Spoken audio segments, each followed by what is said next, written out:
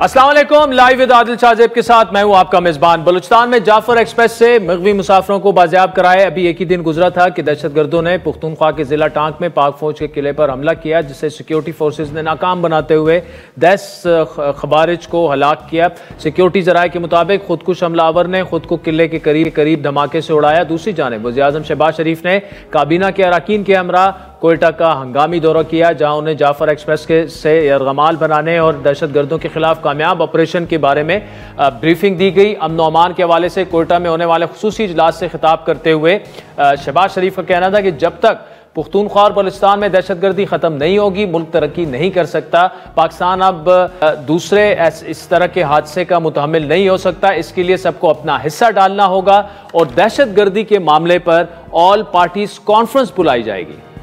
ये किसी को लाइसेंस नहीं दिया जा सकता कि जो हमारे जवान जो सरहदों पर जाकर दुश्मन को उड़ाएं और खुद गोली खाकर अल्लाह को प्यारे हो जाएं, उनके खिलाफ हम जहरीला प्रोपेगेंडा करें।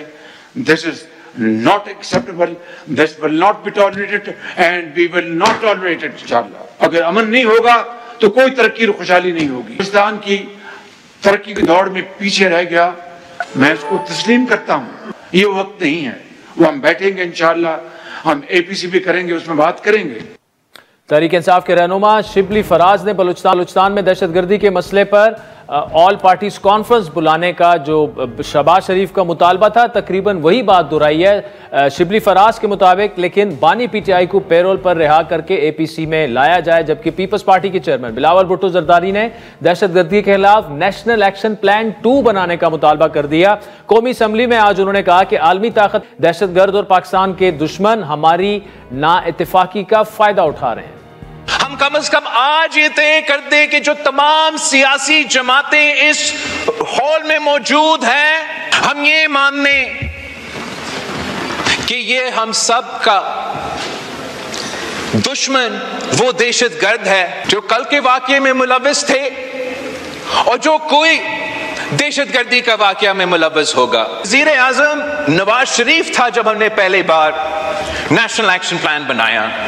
कोई वजह नहीं है कि वज़ीर-ए-आज़म शहबाज शरीफ नेशनल एक्शन प्लान 2 नहीं बना सकता है। नेशनल एक्शन प्लान 2 नहीं बना सकते, क्यों नहीं बना सकते, ये बिलावल का सवाल था। आज कौमी असम्बली में दहशतगर्दी के मामले पर हुकूमत और अपोजिशन ने जाफर एक्सप्रेस को हाईजैक करने पर मुज़म्मती करारदाद मुतफ़िका तौर पर मंजूर की। दूसरी जानिब कौमी असम्बली में हुकूमत और अपोजिशन की जानिब से एक दूसरे पर तनकीद भी हुई। वज़ीर दिफा ख्वाजा आसिफ ने PTI पर जाफर एक्सप्रेस का जो मामला था उसके हवाले से गलत प्रोपेगेंडा करने का इल्ज़ाम लगाया, तो दूसरी जानिब से अपोजिशन ने ख्वाजा आसिफ सिफे का मुतालबा किया। PTI के सोशल मीडिया ने जिस तरह इसको इंटरप्रेट किया है वो सारी कौम ने वो पढ़ा।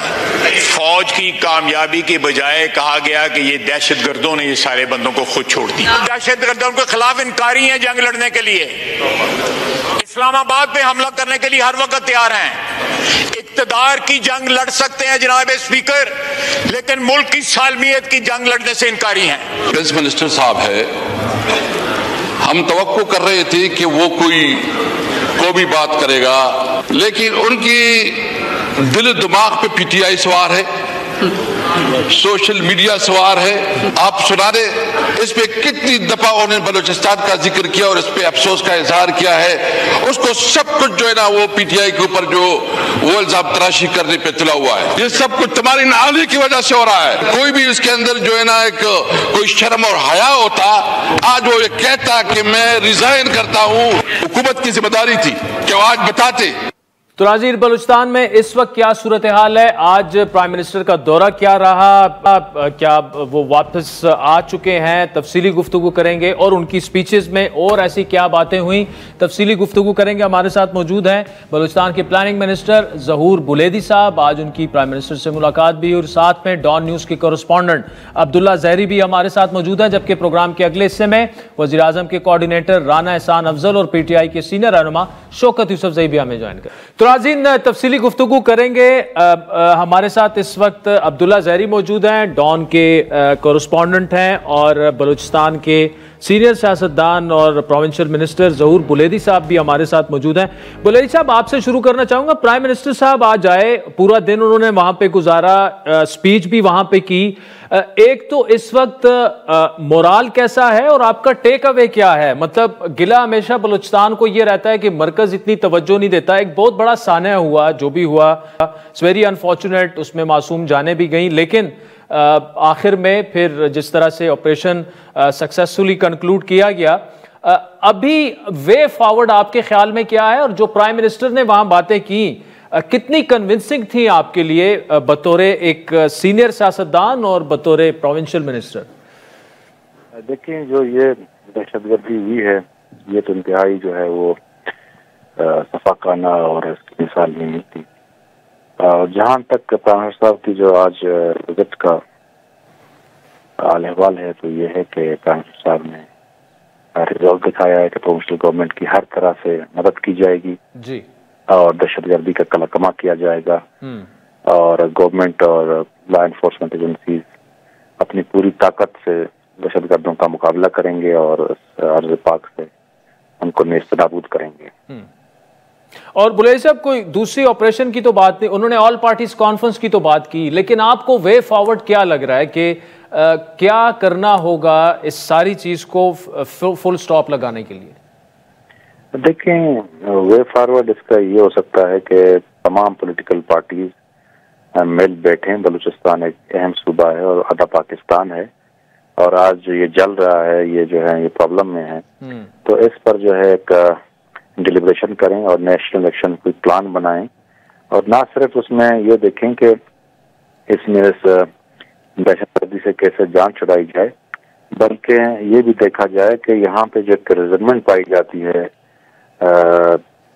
मुल्क के खिलाफ या जो है फेडरल गवर्नमेंट के खिलाफ, या जो अंडर डेवलपमेंट यहाँ पे प्रिवेल करती है, तो लोगों को किस तरह मेन स्ट्रीम में ले आएं, किस तरह उनको ये बावर कराएं, उनको जो है उनको डेवलप करें, और यहाँ पे कैसे इकदाम करें जिससे लोगों की जो है बेहतरी हो, और ये दहशतगर्दी के जो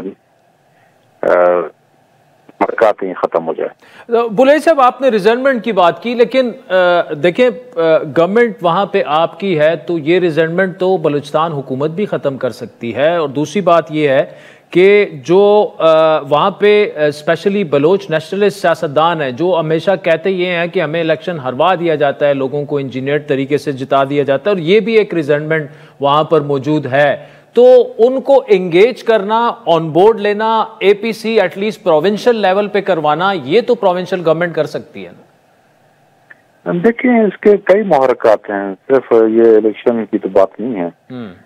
इसमें यह है कि जो हमारी पॉलिसियां रही हैं अरसा दराज से, उस वजह से भी एक जो है नाराजगी पाई जाती है। इसके अलावा बलूचिस्तान में गुर्बत बहुत ज्यादा है, बेरोजगारी बहुत ज्यादा है, यहाँ के लोग जो हैं वो एलिनेटेड हो गए हैं, यहाँ के लोगों को वो सहूलियतें नहीं मिल रही हैं जो डिजर्व करते हैं। तो ये सारी चीजें जो हैं उनको मिलनी चाहिए, और ये सिर्फ तनहा प्रोविंशियल गवर्नमेंट नहीं कर सकती, बल्कि इसमें फेडरल गवर्नमेंट और तमाम स्टेक होल्डर्स जब वो मिल जाएं और ये तय करें कि जी बलूचिस्तान के मसाइल को हल करना है, बलूचिस्तान को प्रायोरिटी देनी है, बलूचिस्तान के लोगों के जो ग्रीवेंसेज हैं उनको एड्रेस करना है, तब जाके ये मुमकिन हो सकता है। तो इसमें हम सबको एक पेज पे आना होगा। इसमें कोई दो राय नहीं है कि बलूचिस्तान के मसाइल को खराब करने में फॉरेन एक्टर्स इन्वॉल्व हैं, और वो इस हाल को एक्सप्लॉइट कर रहे हैं। तो उनको कैसे काउंटर किया जाए, और वो जो हमारी वल्नरेबिलिटीज हैं उनको कैसे जो है किया जाए, ताकि वो ये एक्सप्लॉइटेशन वाला सिलसिला ये रुक जाए हमेशा के लिए। तो बुलेदी साहब, आप नेशनल एक्शन प्लान की बात कर रहे हैं। नेशनल एक्शन प्लान तो ऑलरेडी मौजूद है। आज आपके चेयरमैन ने नेशनल एक्शन प्लान 2 की बात की है कि एक और नेशनल एक्शन प्लान आए और उसको नैप 2 का नाम दिया जाए। आप क्या समझते हैं, जो नेशनल एक्शन प्लान ऑलरेडी मौजूद है उस पर इम्प्लीमेंटेशन की जरूरत है, या एक और नेशनल एक्शन प्लान लाया जाए जो कि आज पीपल्स पार्टी के चेयरमैन ने बात की है, नैप 2? देखिए, जो नेशनल एक्शन प्लान है जो पहले बना हुआ था, वो तो किसी हद तक जो सक्सेसफुल हुआ, और उसका जो मेन सेंटर था वो मजहबी रेडिकलाइजेशन के खिलाफ थी जी। लेकिन बलूचिस्तान का जो केस है वो सेपरेट है। बलूचिस्तान में एक मूवमेंट चल पड़ी और इसने टेररिज्म की जो है शक्ल अख्तियार की जी। अब वो मुहरकात जो इस टेररिज्म को ले आए हैं, को जो है वो उसकी वजह बने हैं, उसको कैसे खत्म किया जाए और कौन से इक़दाम किए जाएं कि जिससे बलूच जो नेशन है वो मुतमईन हो जाए और उनको जो है इंटीग्रेशन की तरफ कैसे ले जाएं। तो इसके लिए जो जितनी भी नॉन काइनेटिक अप्रोच है उस पर जो है वो गौर फिक्र करना चाहिए, क्योंकि मसला एग्जिस्ट तो करता है कि जहाँ पर जिसकी वजह से जो है ये सारी सूरत हाल डेवलप हुई है। जहाँ तक टेररिज्म की बात है, जहाँ तक जो है वो काउंटर टेररिज्म की बात है, तो उसको लॉ एनफोर्समेंट एजेंसीज जो हैं वो उसको निमट लेंगे। लेकिन जो मुहरकात हैं इसके पीछे, जो ग्रीवेंसेज हैं, जो वजूहात हैं, उनको जो है एड्रेस करने की जरूरत है। तो जहाँ दुनिया में इस तरह के जो इश्यूज आते हैं तो लोग उस पर रिसर्च करते हैं, लोग बैठते हैं, थिंक टैंक्स बैठ जाते हैं, तो उसमें एक रिसर्च बेस्ड एक सोल्यूशन की तरफ हमें जाना होगा। ठीक, चले ज़ोहैर बुलैदी साहब बहुत शुक्रिया। ज़ाहिरी साहब, प्राइम मिनिस्टर साहब एक तो बताएं क्या उनकी एक्टिविटीज रही और क्या वापस वो आ गए या आज रात कोयटा में ही ठहरेंगे, और जो उन्होंने स्पीच की वाइडली क्या पब्लिक सेंटिमेंट क्या है, जर्नलिस्टिक सेंटिमेंट क्या है? जी बिल्कुल शाहजेब, अगर हम बात करते हैं प्राइम मिनिस्टर के आज का जो एक रोज़ा दौरा था, एक रोज़ा दौरा मुकम्मल करके अब से कुछ देर कबल ही उनकी वापसी हुई। ताम एक रोज़ा दौरे के दौरान उनके सिर्फ और सिर्फ 3 यहाँ पे प्रोग्राम्स मुनक्किद किए गए। सबसे पहले वो कोर हेडक्वार्टर गए, जहाँ पे ना सिर्फ आर्मी चीफ से उन्होंने वहाँ पे ना मुल्क बल्कि उन्हें सिक्योरिटी काम की जानिब से ब्रीफिंग दी गई और तमाम तर सूरत जो ऑपरेशन आज मशकाफ ऑपरेशन जारी रहे और उनकी तमाम तर सूरत से उन्हें आगाह किया गया। जबकि इसके साथ साथ जो जख्मी गुज़िश्ता शब कोयटा मुंतकिल किए गए थे मच से, जिनमें थे जो 13 जख्मी तो उन्हें CMH मुंतकिल किया गया, जबकि 16 जख्मियों को ट्रामा सेंटर कोयटा लाया गया और उन जख्मियों की इयादत भी की उन्होंने। उसके बाद ही उन्होंने वज़ीर आला सेक्रेटरीट में नौमान से मुतल्लिक इजलास से खिताब किया और इजलास से खिताब के दौरान उन्होंने उन तमाम तर पहलुओं पर उन्होंने नज़र डाली। ताम इस मौके पर जो यहाँ पर सियासी कायदीन, सियासी रहनुमाओं का ये भी मौक़िफ़ है कि उनका जो स्पीच था मुकम्मल, वो सबसे ज़्यादातर उनका जो PTI गवर्नमेंट, साबिक़ गवर्नमेंट पर तनकीदी था, क्योंकि उन्होंने न सिर्फ खैबर पख्तूनख्वा हुकूमत को तनकीद का निशाना बनाया, जबकि उन्होंने TTP का दौर भी याद किया कि साबिक़ अदवार में TTP से जो ताल्लुक जोड़ा गया, जिसकी वजह से मुल्क में दहशतगर्दी की लहर जाग उठी है। और उसके साथ साथ उन्होंने बलूचिस्तान की जो मौजूदा सूरत हाल है उस पर नज़र डालते हुए उन्होंने सिर्फ 300 तलबा को जो तरबियत के लिए उन्होंने कहा कि जो ज़रूरी तरबियती वर्कशॉप्स है या उनको मुख्तलिफ यूनिवर्सिटीज़ में दाखिला दिया जाएगा। उसके साथ साथ लैपटॉप स्कीम का उन्होंने जिक्र किया। तो इस मौके पर जो सियासी कायदीन, सीनियर तजियाकारों का ये कहना है कि बलूचिस्तान एक तरफ दहशतगर्दी की लहर में और उन्हें जो इक़दाम का जिक्र कर रहे हैं वज़ीर आज़म, तो ये तो बलूचिस्तान गवर्नमेंट के भी हाथ में लैपटॉप स्कीम, इससे कबल भी गवर्नमेंट बलूचिस्तान हुकूमत की जानिब से तकसीम किए गए लैपटॉप्स। उसके साथ साथ अगर बात करें तो मौजूदा हुकूमत की जानिब से भी मुल्क के न सिर्फ मुल्क के बल्कि बैरूनी मुल्क के यूनिवर्सिटीज़ में बलूचिस्तान को मुख्तलिफ तालीमी अदारों में दाखिले दिलवाए जा रहे हैं। ये कोई इतनी बड़ी बात नहीं है जो वज़ीर आज़म की जानिब से की गई, कोई अमली इक़दाम करने की ज़रूरत है। ज़ाहिरी साहब मुझे बताइएगा, जो ज़हूर बुलैदी साहब कह रहे थे, and he is very integral part of जो गवर्नमेंट है बुगटी साहब की, बड़े पावरफुल वो मिनिस्टर हैं, वो ये कह रहे हैं कि जो रिजेंटमेंट है वो उसको एड्रेस करना चाहिए, उसकी वजूहात, उसके मुहर्रिकात। लेकिन जब हम बात करते हैं तो वो कहते हैं यार यही लोग तो तीसरी टर्म हो गई है, कभी एक पार्टी से मिनिस्टर, कभी दूसरी पार्टी से। तो बलूचिस्तान में गवर्नमेंट है, फंड्स हैं, अरबों रुपए के वहाँ पे लग जाते हैं, फिर क्यों ये बात बार बार की जाती है? रिजर्वमेंट तो ऑब्वियसली अगर महरूमियत है तो वो तो ख़त्म हो जानी चाहिए और ये तो सूबाई गवर्नमेंट का काम है। शाहजेब, अगर महरूमी की बात करते हैं तो बलूचिस्तान की अगर हम जो सिनारियो देखते हैं तो यहाँ पे सनतें ना होने के बराबर है। अगर ज़हूर साहब ने बात की बेरोज़गारी की, ये बिल्कुल फेडरल गवर्नमेंट के हाथ में है। ना सिर्फ सनतें बल्कि फेडरल गवर्नमेंट के जो बलूचिस्तान में महकमे हैं उनमें मुलाजमतों की जो कोटा है उसमें बलूचिस्तान के नौजवानों को उस कदर मौका नहीं मिलता। और उसके साथ साथ फ़ंड्स की कमी सिर्फ और सिर्फ मुलाजमतों की हद तक है, क्योंकि बलूचिस्तान के महकमों में इस कदर फ़ंड्स है कि बलूचिस्तान के ही नौजवानों को बमुश्किल रोज़गार फराहम किया जाता है। फेडरल फेडरल गवर्नमेंट को सिर्फ इसी इंसेंटिव पर अगर काम करने दिया जाए तो वो एक बलूचिस्तान के नौजवानों के लिए एक बेहतर एक मौका मुयसर हो सकता है। इसके साथ साथ अगर हम लैपटॉप या दीगर तालीमी इदारों में जो दाखिलों की बात है वो बलूचिस्तान हुकूमत के अपने बस की बात है। इस कदर फंड्स बलूचिस्तान हुकूमत के पास मौजूद है, वो न सिर्फ 300 बल्कि वो 3000 तलबा को भी दीगर ममालिक की यूनिवर्सिटीज़ में न सिर्फ दाखिला दिलवा सकते हैं बल्कि लैपटॉप्स भी तकसीम कर सकते हैं। ज़रूर बुलंदी की बात एक तरफ ये बिल्कुल बेरोजगारी के हवाले से हम कह सकते हैं कि फेडरल गवर्नमेंट की सपोर्ट इस वक्त बलूचिस्तान हुकूमत को होना चाहिए। दीगर मौक़ों पर बलूचिस्तान हुकूमत खुद इस कदर काबिल है कि वो इन मसाइल से बलूचिस्तान के नौजवानों को निकाल सकती है। ज़हरी साहब बहुत शुक्रिया, डॉन के करस्पॉन्डेंट हमारे साथ मौजूद थे। पहले ज़ुहैर बुलैदी साहब प्लानिंग मिनिस्टर हैं बलूचिस्तान के, तफसीली गुफ्तगू आपने सुनी। नाज़रीन, ब्रेक के बाद राना एहसान अफजल साहब वज़ीर-ए-आज़म के कोऑर्डिनेटर हैं और शौकत यूसुफ ज़ई साहब तहरीक इंसाफ के। और आज जो असम्बली में इजलास हुआ उसकी एक अच्छी बात यह थी कि जो भी मजम्मती करारदाद हुई, एक तो दोनों जमातों ने, मतलब अपोजिशन हुकूमत सब ने उनको सपोर्ट किया और पीटीआई भी ये कह रही है कि ऑल पार्टीज़ कॉन्फ्रेंस बुलाई जाए। शहबाज शरीफ साहब भी कह रहे हैं कि ऑल पार्टीज़ कॉन्फ्रेंस बुलाई जाए। क्या इस एक नुकाती एजेंडे पर अपोजिशन और हुकूमत मुत्तहिद हो सकते हैं? ब्रेक के बाद आपसे इस पर तफसीली गुफ्तगू। वेलकम बैक नाज़रीन। ब्रेक से पहले बलूचिस्तान की जो आज की सिचुएशन है ताज़ा तरीन वो हम आपके सामने लेके आए। प्राइम मिनिस्टर साहब आज वहां पर मौजूद थे। इस वक्त वज़ीर-ए-आज़म के कोऑर्डिनेटर जनाब राना एहसान अफजल साहब हमारे साथ मौजूद हैं। तहरीक इंसाफ के रहनुमा शौकत यूसुफ ज़ई साहब भी हमारे साथ मौजूद है। शौकत साहब, मैं आपसे शुरू करूंगा। आज तहरीक इंसाफ ने ना सिर्फ करारदाद की जो हिमायत की बल्कि ये भी कहा कि शिबली फराज साहब ने कि ऑल पार्टीज कॉन्फ्रेंस इस पर बुलाई जाए, उसमें भी हम शिरकत करने के लिए तैयार हैं। लेकिन एक जो इल्ज़ाम वो ये लगा तहरीक इंसाफ पर कि इस पूरे 2-3 दिनों में जो सोशल मीडिया पर जितना भी प्रोपेगेंडा हुआ उसमें कुछ अकाउंट्स जो हैं तहरीक इंसाफ के उन्होंने अपना हिस्सा डाला। तो एक तो sir over to you now कि आपकी क्या टेक है, फिर आपने जाना भी है और फिर हम राना साहब से इस पर तफसीली गुफ्तगू करेंगे। रहमान, बहुत शुक्रिया। देखें, जहां तक दहशतगर्दी का ताल्लुक है तो काबिल मजम्मत है और इस पे पूरी कौम है कि इसमें तो कोई दो राय है नहीं। और आपको पता है कि चाहे मुज़ाकरात में तब भी हमने पेशरफ्त की। आज अगर वो इसकी बात हो रही है ऑल पार्टीज कॉन्फ्रेंस की तो तब भी तहरीक इंसाफ, क्योंकि हमें मुल्क की फिक्र है।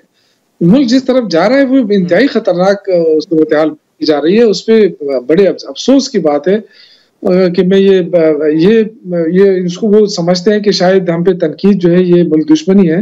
ये मुल्क दुश्मनी नहीं है।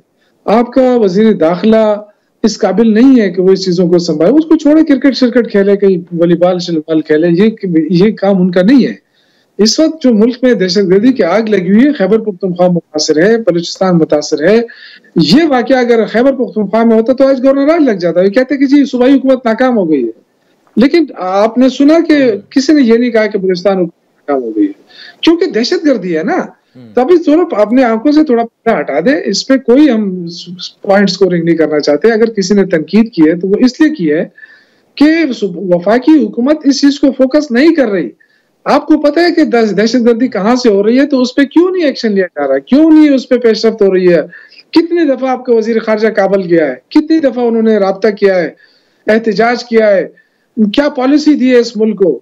मतलब दहशतगर्दी के खिलाफ ये तो नहीं है कि आप बेचारे हमारे सिक्योरिटी फोर्सेस को आप आगे करें कि आप जाएं और कुर्बानियां देते रहें।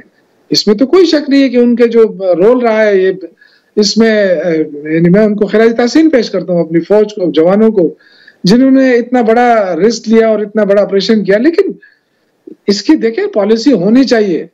आप इस तरह नहीं कर सकते आके बंद करके बैठ जाए। हम दुनिया में रह रहे हैं कि जंगल में नहीं रह रहे हैं। हमारी पॉलिसी क्या है, दहशतगर्दी के खिलाफ पॉलिसी क्या है? क्या आपको किसी सियासी पार्टी की तरफ से इस पे कोई मुखालिफत नजर आ रही है? हर पार्टी आपको कह रही है कि जी इसको खत्म करें, क्योंकि देखें ये ऐसा फिनोमेना है कि इससे आप तरक्की नहीं कर सकते इसके बगैर। जब तक आप इसको खत्म नहीं करेंगे आप तरक्की नहीं कर सकते, आपकी इन्वेस्टमेंट नहीं आएगी। लोगों को जब पता होगा कि यहाँ धमाके होते हैं। बात प्राइम मिनिस्टर ने भी की है। ठीक है, मैं आपके पास आता हूँ। रान साहब, आपने शौकत यूसुफ ज़ई साहब की बात सुनी, वो कहते हैं हम बिल्कुल एक पेज पे हैं, हम इसमें कोई दो राय नहीं है। लेकिन आपकी पॉलिसी कहाँ है जो जहाँ से ये सब कुछ हो रहा है अफगानिस्तान, उनके साथ आप इंगेज करें। साथ में वो इंटीरियर मिनिस्टर का भी कह रहे हैं कि उन्हें क्रिकेट खेलने दें और ये कोई फुल टाइम जॉब है। Over to you sir. बिस्मिल्लाहिर्रहमानिर्रहीम। देखिए, पॉलिसी तो बिल्कुल है, अज़्म इस्तेहकाम है, नेशनल एक्शन प्लान है। और पॉलिसी क्या है कि पाकिस्तान में नो गो एरियाज़ नहीं होने चाहिए। पहले जहां इनकी पॉकेट्स थी, जहां आपका रियासत का कंट्रोल नहीं था, उनको ख़त्म किया गया। उसके बाद आपकी क्या पॉलिसी है? आपकी बॉर्डर सिक्योरिटी है। बॉर्डर सिक्योरिटी के बाद सूबे की लॉ इन्फोर्समेंट एजेंसीज़ हैं, CTD का डिपार्टमेंट है, जिनका किरदार है कि फिर वो इंटेलिजेंस बेस्ड, अगर क्योंकि इन्फिल्ट्रेशन जो है वो तो बाहर से हो रही है, बैरून मुल्क प्लानिंग होती है, क्रॉस बॉर्डर ये टेररिज्म प्लानिंग की जाती है, और फिर आपके लोकल फैसिलिटेटर्स होते हैं और फिर ये आते हैं। तो एक वो जो काइनेटिक का पॉइंट है, काइनेटिक एलिमेंट है, उसमें आपके सूबे की जिम्मेदारी आती है। बॉर्डर पे बिल्कुल पाक अफवाज और आपकी बॉर्डर सिक्योरिटी है, लेकिन आपके पुलिस का रोल है, आपकी काउंटर CTDs का रोल है। फिर उसके अलावा क्या है जो आपका नेशनल एक्शन प्लान है? वो आपकी इकोनॉमिक इंटीग्रेशन है, आपकी सोशल कोहेजन है। वो किसकी जिम्मेदारी है? सूबों की जिम्मेदारी है। लाइवलीहुड आपने क्रिएट करना है, जो जहां गुर्बत है ऑब्वियसली वहां रिक्रूटमेंट की जाएगी। तो यही दिस इज द प्लान। और ये प्लान कैसे कामयाब होगा? जब आप सब सूबा, वफाक, आपकी जितनी लॉ इन्फोर्समेंट एजेंसीज हैं एक पेज पे होंगी, सिंक्रोनाइज्ड काम होगा, तब ये कामयाब होगा। अब इसको आप एनालाइज कर लें कि किधर किधर फ्लॉज हैं, क्या क्या हो रहा है। देखें, इन्होंने कहा क्या हम इंगेज नहीं कर रहे TTA के साथ? हम तहरीक तालिबान के अफगान तालिबान के साथ कंटिन्यूसली इंगेज हो रहे हैं। उनके साथ इंटेलिजेंस रिपोर्ट्स भी शेयर की जा रही हैं कि आपकी सरजमीन पे इन इलाकों के ऊपर BLA जो है वो मुनज़्ज़म है, इन इलाकों पे TTP मुनज़्ज़म है, यहाँ उनकी कोलैबोरेशन है, आप इनको रोकें। लेकिन वहां हमें वो रिस्पांस नहीं मिल रहा। फिर आप क्या कर रहे हैं? आप सर्जिकल स्ट्राइक्स भी कर रहे हैं, आप उनकी सरजमीन पे जाके कर रहे हैं। तो देखें, इसके ऊपर हम पॉइंट स्कोरिंग जितनी मर्जी करते रहें, लेकिन जिसकी जो जिम्मेदारी है वो अगर पूरी नहीं अदा करेगा तो ये देखें, अब आपका बलोचिस्तान से क्या चीज वाजे हुई? आपने देखा कि वहां जो फ्रंटियर लेवीज हैं, 80% जो एरिया है वो उनके पास B कैटेगरी में है। उनको 92-93 बिलियन रुपया मिलता है सालाना। किस तरह, कितने एफिशिएंटली वो इस्तेमाल हो रहा है, कितनी एफिशिएंटली जो है वो फ्रंटियर लेवीज जो है वो अपना काम अदा कर रही है। अब KPK पे ऊपर आप आ जाएं, कितनी मुनज़्ज़म इनकी CTD है। तो ये सारे वो सवाल हैं जिनको हमने देखना है और फिर हमने आगे बढ़ना है। बिल्कुल प्राइम मिनिस्टर का जो प्रेरोगेटिव आज जो उन्होंने अनाउंस किया है, दैट इज नंबर 1। हमें पॉलिटिकल कंसेंसस चाहिए, APC वो रास्ता है। लेकिन यहाँ हो क्या रहा है? अज़्म इस्तेहकाम की बात होती है तो लोग उसका तमस्खर उड़ाना शुरू कर देते हैं, उसके ऊपर पॉलिटिकल पॉइंट स्कोरिंग हो जाती है, बयान नैरेटिव बिल्डिंग होना शुरू हो जाती है। देखें, इस कौम को ये नैरेटिव दिया गया कि जी हम क्योंकि अमेरिका की जंग का हिस्सा बने हुए हैं, वॉर ऑन टेरर में, तो इसलिए जो है वो दहशतगर्दी इस मुल्क के अंदर है, क्योंकि हमारे लोग जो हैं इसको पसंद नहीं करते। तो अगर हम उस वॉर से बाहर आएंगे तो ये हमारे बंदे ठीक हो जाएंगे, हम इनसे बातचीत करेंगे तो ये सारे मामला ठीक हो जाएंगे। आपने ये नैरेटिव, आज अमेरिका किधर है? क्या पाकिस्तान में है? नहीं है। क्या अफगानिस्तान में है? नहीं है। लेकिन आपकी टेररिस्ट एक्टिविटीज जो है वो देयर ऑन द राइज। तो देखें, हमें बड़ी क्लैरिटी होनी चाहिए। TTP का क्या मौकफ है? वो रियासत में रियासत चाहती है, वो हमें तस्लीम नहीं करती, तो आप उससे किस चीज पे नेगोशिएट करेंगे? आज BLA जो है साहब, ये जो राणा साहब ने जो पॉइंट्स रेस किए हैं वो भी आप एड्रेस कर दें। अब एक तो है नेशनल एक्शन प्लान, जब APS का वाकया हुआ, नेशनल एक्शन प्लान आया, उस पर अमल भी हुआ, साल 2 साल 3 साल, उसके बाद बिल्कुल वो हॉल्ट हो गया। जब भी ऐसा कोई वाकया होता है हमें फिर वो नेशनल एक्शन प्लान याद आ जाता है। आज बिलावल साहब ने कहा जी नेशनल एक्शन प्लान 2 की जरूरत है। एक तो ज़ोहर बुलेदी साहब ने भी वो पॉइंट रेज किया कि जब वो नेशनल एक्शन प्लान बना था वो रिलीजियस एक्सट्रीमिज्म के खिलाफ बना था।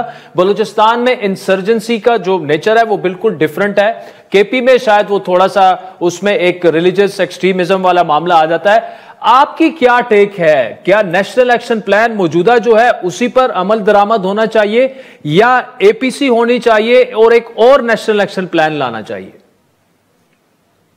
देखिए, अगर गवर्नमेंट संजीदा होती ना तो देखें, नेक्टा बना हुआ था, नेक्टा से क्या काम लिया इन्होंने? और नेशनल एक्शन प्लान थोड़े अरसे तक चला और मदारिस को तंग करने की कोशिश हुई, उसके बाद आपने देखा कुछ भी नहीं है। वो APS का वाकया हुआ, उस पर आपने ये बनाया, उसके बाद आपकी खामोशी आ गई। तो मैं कह रहा हूँ कि मुसलसल अमल होना चाहिए। हम 20-25 साल से तो हम देख रहे हैं दहशतगर्दी, हम उसमें जवान हो गए। इसके बाद अल्लाह जाने क्या होगा क्या नहीं होगा। तो मेरे ख्याल से देखें, आपके वजीर दिफा आज कौमी असम्बली में खड़ा हुआ, उसने जो स्पीच की, क्या वो वजीर दिफा की काबिल स्पीच थी? मतलब आप सिर्फ यही करते रहेंगे कि PTI को आप बस लताड़ते रहेंगे, आपका अपना कोई जमीर नहीं है, कोई आपका वो नहीं है, कोई प्लान नहीं है कि आप बता सके। मतलब ये बलूचिस्तान का वाकया है, बलूचिस्तान का नाम तक उन्होंने नहीं लिया, ना कोई प्लान दिया कि जी हम क्या कर रहे हैं। तो इस तरह तो मामला नहीं चलेंगे। आप एक तरफ सियासी इस्तेकाम लाना चाहते हैं, दूसरी तरफ आप हर चैनल पे बैठ के आप गालियां देते हैं, आप कहते हैं ये तकरीबकार हैं, ये इंतशारी हैं। हम आपको यही समझाने की कोशिश करें कि दहशतगर्दी के खिलाफ आप एक मुकम्मल पॉलिसी दें, तो ये कौन सी गाली है? अगर हम आपसे ये कहते हैं कि ये जो आपने सिर्फ पीटीआई को फोकस किया, इसको छोड़ के जरा सिक्योरिटी के मामलात को भी देखें, तो आप कहते हैं ये गाली दे रहे हैं, ये हमें मुल्क को बदनाम कर रहे हैं। देखिए, दो बड़े वाकयात हुए खैबर पख्तूनख्वा में, अकोड़ा खटक मदरसा का वाकया हुआ और बनू का कैंट का वाकया हुआ। दोनों में देखें कि वफाकी वज़रा ने क्या कहा। उन्होंने कहा जी सूबाई हुकूमत नाकाम हो गई, हमने तो कोई गिला नहीं किया इनसे। हालांकि दहशतगर्दी जो है उसमें सूबाई हुकूमत ठीक है, बिल्कुल उसकी जिम्मेदारी है, लेकिन वो इस हद तक होती है कि वो अमन अमान की सूरत हाल। लेकिन जब दहशतगर्दी होती है उसमें वफाक के बहुत बड़ा हिस्सा होता है कि वो उसमें रोल अदा करे। उसके बाद भी आपने नहीं देखा वजीर दाखिला की कोई फुर्ती आपको नजर नहीं आई खैबर पख्तूनख्वा में। 2 दिन तक वो उस पर खामोश रहे क्वेटा वाकया के ऊपर। तो मेरे भाई मामलात ऐसे नहीं चल सकते, आप होश के नाखून ले, ये ऐसे नहीं होगा। बलूचिस्तान में पीटीआई की गवर्नमेंट नहीं है, बलूचिस्तान में पीपल्स पार्टी की हुकूमत है। अगर इस तरह के वाकयात होते हैं तो फिर आप समझे कि हालात ऐसे नहीं है कि आप सिर्फ यही ताना दें कि अली अमीन गंडापुर फोकस नहीं कर रहा है, अली अमीन गंडापुर ये नहीं कर रहा है। जो चीज हकीकत है उसको लेना चाहिए, सीरियस लेना चाहिए। हम आपस में सियासत करते रहेंगे, लेकिन इस मुल्क के साथ खिलवाड़ न किया जाए। राना एहसान अफजल साहब, शौकत यूसुफजई साहब, आप हमारे साथ मौजूद रहिएगा। राजी ब्रेक के बाद ये डिबेट जारी रखते हैं।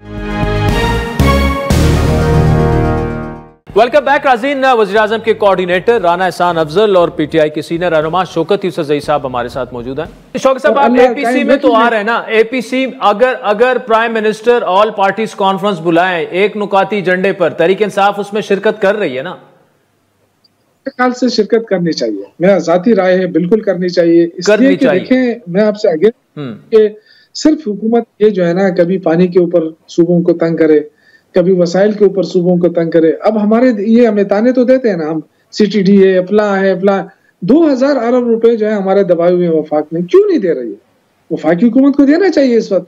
जब वो देगी तो हम और भी अपने आप को बेहतर कर सकते हैं, और भी मामला दुरुस्त हो सकते हैं, क्योंकि और भी बेहतर कर सकते हैं। राना साहब, शौकत यूसुफजई साहब कह रहे हैं कि हम एपीसी में उनका ये जाती ओपिनियन है, बिल्कुल आना चाहिए। और शौकत साहब वो अपनी पार्टी के पॉलिसी के अगेंस्ट भी अगर उन्हें लगता है कि वो ठीक नहीं है तो वो कह देते हैं।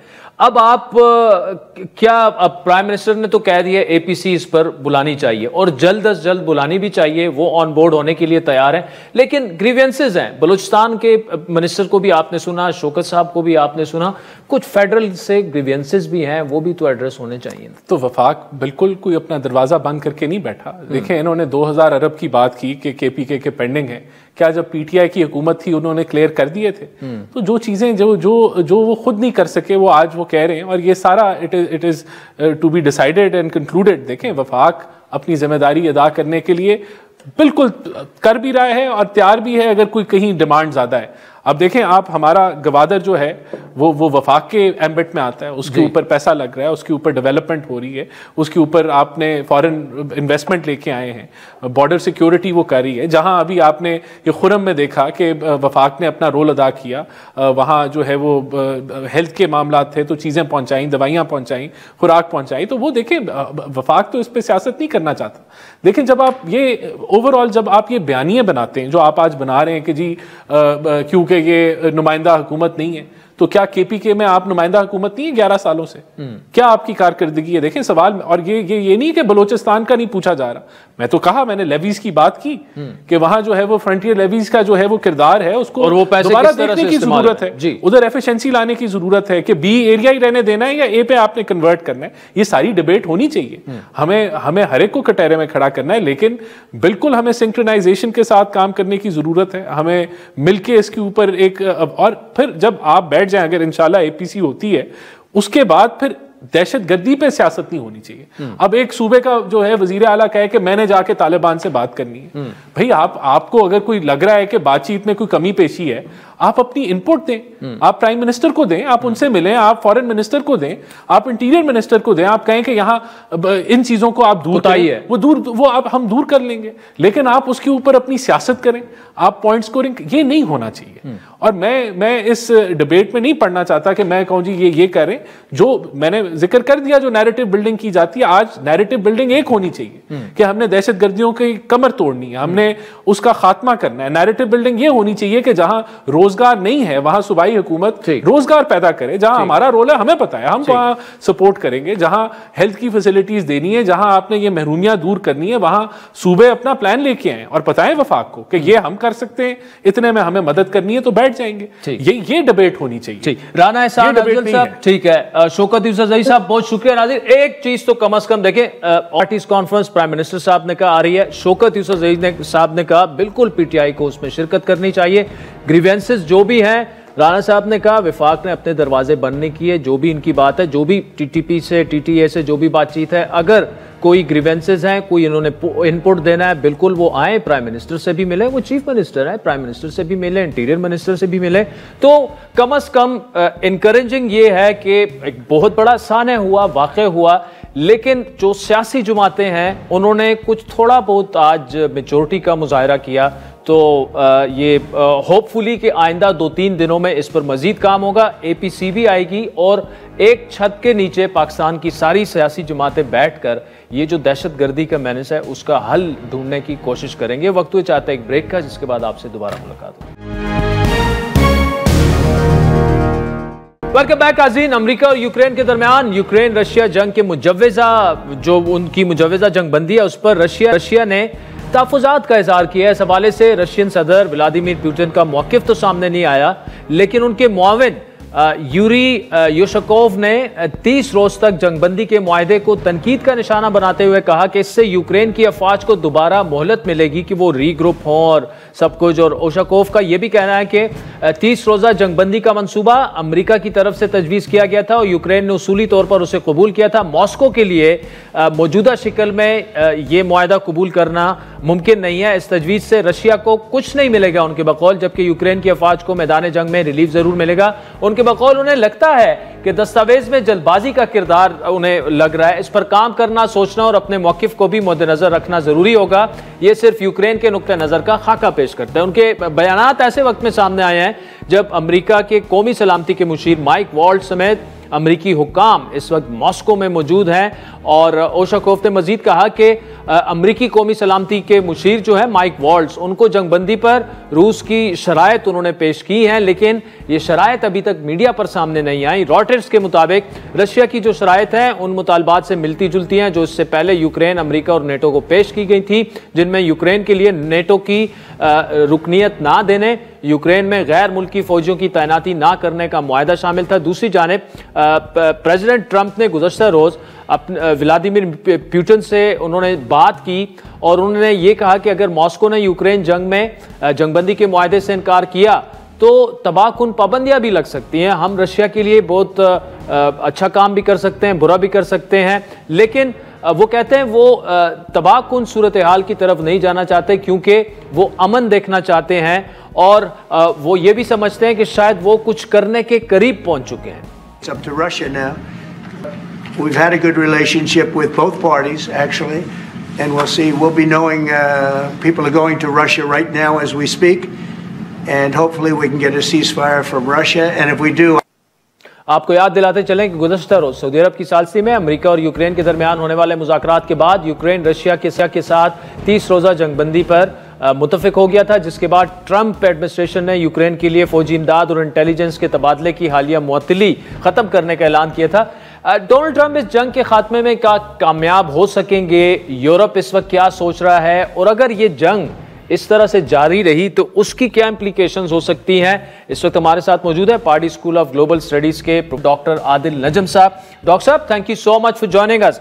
सर, बड़ी तेजी से ये डेवलपमेंट्स हुई पिछले 2-3 दिनों में, लेकिन अभी तक कोई ऐसा कंक्रीट उसका कंक्लूजन नहीं निकला। रशिया फिलहाल जो है टफ कुकी साबित हो रहा है प्रेसिडेंट ट्रंप के लिए। अभी तक की डेवलपमेंट्स को आप कैसे देखते हैं और कैसे ये चीज अनफोल्ड हो सकती है आपके ख्याल में आगे? बहुत शुक्रिया आदिल। कैसे देखते हैं वो जो गालिब का है मेरे ख्याल में शेर के होता है शब रोज तमाशा मेरे आगे, तो जो तमाशे लगे हुए हैं, एक सर्कस है इस वक्त दुनिया, खसूसन अमेरिका और ट्रंप साहब की दुनिया, उस सर्कस में एक जो रिंग है वो ये भी है, और जो नजर आता है वो होता नहीं, जो स्पीड नजर आती है वो होती नहीं। उनका यकीनन इंटरेस्ट ये है, उनसे मुराद मेरी है डोनाल्ड ट्रंप के नजर आए कि जी मैं बड़ा इफेक्टिव हूं और मैं बड़ा तेज हूं। मेरे ख्याल में कोई इतनी जल्दी नहीं हुआ। ये बेसिकली ये सारा जो प्ले हो रहा है ये हर चीज में, सिर्फ इसमें नहीं कि चाहे वो कनाडा हो, चाहे वो ग्रीनलैंड की बात हो, चाहे वो अमेरिका के अंदर की कार्रवाइयां हो, उसमें जो नजर आता है वो होता नहीं, जो होता है वो नजर नहीं आता। बहुत बड़ी तब्दीलियां हो रही हैं, लेकिन इन अ वे खसूसन जो यूक्रेन है वो that is being played for you, उसका जो बेसिक ऑडियंस है वो आप हैं, आपसे मुराद यहाँ मीडिया है। तो कहने का मकसद ये नहीं है कि जो हो रहा है वो इज नॉट इम्पॉर्टेंट, लेकिन आई थिंक पार्ट ऑफ ये जो एक है सेंस की बड़ी स्पीड से हो रहा है। देखे ना, ग्राउंड पे तो कुछ नहीं बदला, ना रशिया की कार्रवाई बदली, ना यूक्रेन की कार्रवाई बदली, लेकिन जो सारा फोकस है वो यूक्रेन से उठ के व्हाइट हाउस आ गया, और बॉल जो है वो सिर्फ डोनाल्ड ट्रंप की कोर्ट में होती है, दूसरा कोर्ट ही इसमें कोई नहीं है। सो आई एम साउंडिंग सिनिकल, लेकिन मेरे कहने का मकसद ये है कि इन अ वे ना ये यूक्रेन चाहता था कि ये गुफ्तगू हो, चाह रहा था, वो हम देख चुके हैं जो उनकी व्हाइट हाउस में गुफ्तगू हुई उससे, ना रशिया कभी चाह रहा था। ये तो एक खामखा बीच में जो अमेरिका के सदर हैं आजकल डोनाल्ड ट्रंप जो घुस के, क्योंकि उन्होंने वादे किए हुए थे या नारे लगाए हुए थे कि जी मैं 2 दिन में फिलिस्तीन तय कर दूंगा, 1 दिन में ये तय कर दूंगा, यूक्रेन का मसला आधे घंटे में मैं इन्फ्लेशन खत्म कर दूंगा।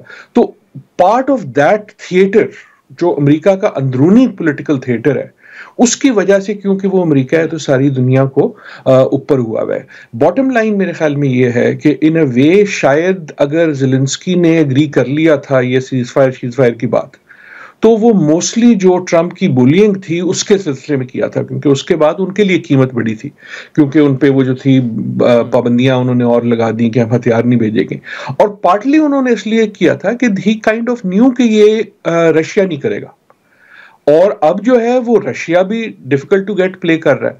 सो आपको एक्सपेक्ट करना चाहिए कि ये जो पिंग पोंग की गेम है या जो टेनिस का बॉल है ये बारी बारी इधर उधर जाएगा, लेकिन द मेन फोकस जो है ट्रंप साहब का only interest remains and will remain कि उनका जो एक वो पर्सनल नैरेटिव है कि मैं जो हूँ बड़ा ज़बरदस्त पीस का प्लेयर हूँ और मुझे पीस प्राइज मिल जाना चाहिए और मैं कभी जंग के नहीं के हमेशा खिलाफ होता हूँ। So that is what is being played out. तो इन a way I do not think कि हमें हर बयान को या हर मूव को, जो मूव भी नहीं है, उसको इतनी सीरियसली लेना चाहिए जैसे नॉर्मल डिप्लोमेसी में होता है, क्योंकि अब जो हम सिचुएशन में है उसमें कुछ नॉर्मल। अच्छा डॉक्टर साहब, एक और पिंग पोंग वाली सिचुएशन भी है जो कि आपका फोर्टे भी है। मैं क्लाइमेट चेंज की बात कर रहा हूँ। पेरिस एग्रीमेंट से विड्रॉ कर गए हैं ट्रंप साहब, और आज की आपने खबर देखी होगी कोई $20 बिलियन का एक और एनवायरनमेंट का प्रोजेक्ट था, उसमें से भी उन्होंने फंड्स विड्रॉ कर लिए हैं जो कि बाइडेन एडमिनिस्ट्रेशन ने ऑलरेडी एलोकेट कर दिए थे। अब इस सारी चीज का ऑब्वियसली ये जनवरी 2026 तक तो पेरिस एग्रीमेंट से निकलते हुए भी आपको पता है उसमें तकरीबन टाइम लग जाता है, लेकिन उसके बाद क्या होगा? जो स्पेशली डेवलपिंग कंट्रीज हैं, मतलब 20 से 22% तो कम से कम फाइनेंसिंग यूएस करता है, वर्ल्ड बैंक की भी करता है, आईएमएफ की भी करता है, बहुत सारे प्रोजेक्ट्स पाकिस्तान में भी मतलब जो क्लाइमेट रिलेटेड हैं वो इससे चलते रहे। और क्या पाकिस्तान जैसे कंट्रीज जो हैं वो क्या करेंगे? मतलब इनवर्ड्स देखना पड़ेगा हमें, इंट्रोस्पेक्शन करनी पड़ेगी और अपने आप पे रिलाई करना पड़ेगा इसके बाद? यार आपके बहुत सारे इसमें अच्छे सवाल हैं और इन अ वे वो जवाब हमेशा की तरह वही पिंग पोंग है, लेकिन आपका आखिरी जो बात है उसका जवाब तो सबसे सीधा है। आपको खुद ही करना पड़ेगा, ना पहले कोई आपके लिए कर रहा था ना आइंदा कोई करेगा। ट्रंप ना भी होते तो ये सोचना कि जनाब हमारे साथ बड़ी ज्यादती हुई है, कोई हम आके मदद कर देगा, ये जो विक्टिम कार्ड हम पहले भी प्ले करते थे उससे कुछ मिलता नहीं है ना, कभी नहीं मिला, किसी मुल्क को नहीं मिला। आपने जब उन्होंने स्लेवरी के विक्टिम्स को कुछ नहीं दिया तो वो आपके ख्याल में क्लाइमेट के विक्टिम को कह देंगे कि अच्छा यार हमने किया था तो बड़ा बुरा हो गया, सॉरी ये पैसे ले लो। कोई पैसे ऐसे पहले भी नहीं थे। अगर आपको करना पड़ेगा तो अपनी वजह से करना पड़ेगा, इसलिए करना पड़ेगा कि आपके अपने शहरी पाकिस्तानी जब गर्मी में कोई कराची में मरता है वो तो पाकिस्तानी होता है ना, जब सैलाब में मेरा घर बह जाता है वो तो पाकिस्तानी होता है। तो ये कहना कि जनाब अगर अमेरिका नहीं करेगा तो मैं कुछ नहीं करूंगा, ये भी गलत है। और ये सोचना कि पहले खड़ा कर लिया यार, वो जो आप कह रहे थे ना कि सो इन अ वे जो आपका पहला सवाल था उसका एक जवाब ये है कि कुछ नहीं बदलेगा, और दूसरा जवाब ये है कि बहुत कुछ बदल चुका है और अब वो वापस नहीं आएगा। क्या नहीं बदलेगा? ट्रंप साहब पिछली बार भी पेरिस से निकल गए थे, उससे पहले जब जॉर्ज बुश आए थे तो वो क्योटो से निकल गए थे। दुनिया तो अमेरिका से बहुत बड़ी है ना यार। सो इन अ वे, और अच्छा दूसरा ये कि जब निकल गए थे तो उसके बाद वो वापस भी आ गए, उसकी कॉप्स भी होती रही, उसके कार्रवाई भी होती रही, और वो इसलिए होती रही कि उसमें कुछ है भी नहीं ना। ये जो हम फंड शंड की बात करते हैं, अगर अमेरिका कहता है मैं पैसे नहीं दूंगा, एक फंड है उसमें पहले ही $0 है और मैं अगर उसमें कोई पैसे नहीं डालूं अभी भी $0 रहेगा। वो जो so called loss and damage fund था उसके अंदर कोई पैसे तो नहीं है। ये बहुत सारी तो इसमें नाराबाजी थी ना, ये 100 बिलियन 100 बिलियन कोई असली तो नहीं है, ये तो सब नाराबाजी है। सो वो वादे जो उन्होंने जो पहले ने भी नहीं पूरे करने थे, इन्होंने कह दिया कि मैं नहीं पूरा करूंगा। दूसरा जो मैंने आपसे कहा कि सब कुछ बदल गया, वो असल में बदल गया। वो ये है कि अब ये कह रहे हैं अमेरिका के अंदर, असली जो है इस वक्त सारी गेम है वो अमेरिका के अंदर है। वो ये कह रहे हैं कि जनाब क्लाइमेट का लफ्ज भी अगर इस्तेमाल करोगे ना आदिल नजम, तो हम नहीं करने देंगे। थोड़ी देर बाद आपको शायद ये लोग यूट्यूब पे ये वाला क्लिप भी ना दिखाने दें। सो एक पूरी लिस्ट आ गई है कि जी क्लाइमेट हो, रेजिलियंस हो, इक्वालिटी हो, डाइवर्सिटी हो, विक्टिम हो, जस्टिस हो। मैं ये I am not joking here, ये वाले लफ्ज अगर किसी चीज में है तो इनको हम बैन कर दें। So in a way the real thing that has happened is कि एक रजीम आ गई है। इस वक्त एक ऐसी रजीम है अमेरिका में जो ना सिर्फ क्लाइमेट लेकिन बहुत से दूसरे भी, जो जेंडर एक लफ्ज है, राइट, वो कहते हैं अगर ये लफ्ज भी तुम्हारे किसी चीज में है तो उसको तुम अपनी वेबसाइट से हटा दो। सो दैट कल्चर शिफ्ट जो है वो बहुत रियल है।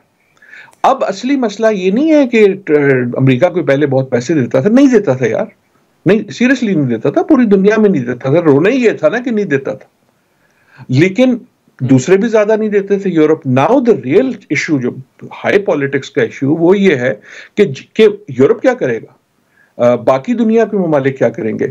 जब अमेरिका पुश कर रहा है इस मिलिट्रिज्म में, आप ऑलरेडी यूरोप में देख रहे हैं कि यूरोप के मुल्क कह रहे हैं अच्छा जी अब हम अपनी खुद पैसे लगाएंगे ऑन डिफेंस। अगर आप डिफेंस पे ज्यादा पैसे बढ़ाएंगे तो पैसे आएंगे कहां से? यूके ने ऑलरेडी अनाउंस कर दिया कि जी हम अपना डिफेंस बजट बढ़ा रहे हैं, और वो बढ़ाएंगे हम कैसे कि हमारी जो इंटरनेशनल एड है उसे हम कम कर देंगे। यूरोप में हर जगह गुफ्तगू हो रही है कि क्योंकि अमेरिका अब रिलायबल पार्टनर नहीं रहा, जो बात हम शायद पहले भी जानते थे। कनाडा में यह बात हो रही है क्योंकि अमेरिका अब रिलायबल पार्टनर नहीं है तो हमें अपनी हिफाजत खुद ही करना पड़ेगा। पोलैंड बातें कर रहा है कि यार शायद हमें न्यूक्लियर बॉम्ब बनाना पड़े क्योंकि हमारी हिफाजत कोई और नहीं करेगा। तो अगर ये सारा कुछ होगा तो उसकी दूसरी इंप्लीकेशन भी होगी ना कि अगर वो ज्यादा पैसे खर्च करेंगे डिफेंस में, जो एक महंगा खेल है, महंगा शौक है, तो where will that money come from? It will nearly certainly come from, उन्होंने कह दिया कि it will come from international assistance, it will come from climate like issues.